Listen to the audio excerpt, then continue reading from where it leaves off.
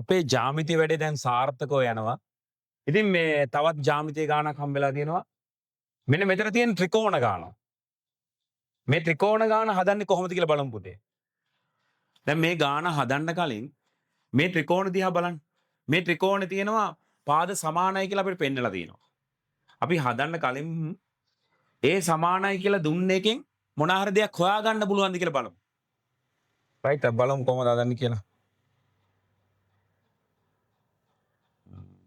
right මෙයා x මේ පාද සමානයි. ඒ නිසා පුතේ මෙන්න මේ කෝණේ x වෙනවා. right එතකොට මේන්න මේ ත්‍රිකෝණේ මේ පාදේ මොනවා කරලා තියෙනවද? දික් කරලා තියෙනවා. ත්‍රිකෝණයක පාදයක් දික් කිරීමෙන් සෑදෙන බාහිර කෝණය අභ්‍යන්තර සම්මුඛ කෝණ දෙකේ එකතුවට සමාන වේ.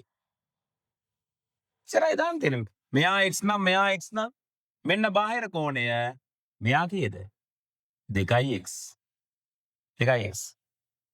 දැන් පුතේ තවත් පොඩ්ඩක් කල්පනා කරමු අපි. මේ පාදේ සමානයි. සමද්විපාද ත්‍රිකෝණයක්. සමාන පාද වලට සම්මුඛ කෝණ සමානයි. දැන් එන ඔළුවට එනවා අයිඩියා එක.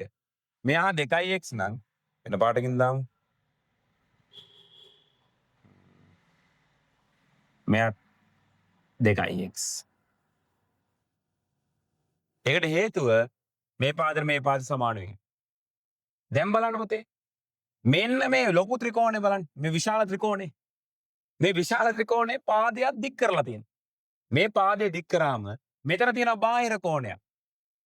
මේ බාහිර කෝණය අභ්‍යන්තර සම්මුඛ කෝණ දෙකේ එකතුවට සමානයි. අපි එහෙනම් දැන් මොකද කරන්න තියෙන්නේ? සුදු පාට. right. මෙන්න මේ බාහිර කෝණය මේ දෙන්නගේ එකතුවට සමානයි. ඒ කියන්නේ x ධන 2x සමානයි කියද පුතේ? එන්න මේ දෙන්නගේ එකතුවනේ 72. right. දැන් මොකද වෙන්නේ? x 2x එකතු කරනවා කියද? 72යි. එහෙනම් මේ දෙන්නගේ එකතුව 3x සමානයි අංශක 72. දැන් වැඩි ලේසි. බෙදන්න 3ෙන්. මෙයත් බෙදන්න 3ෙන්.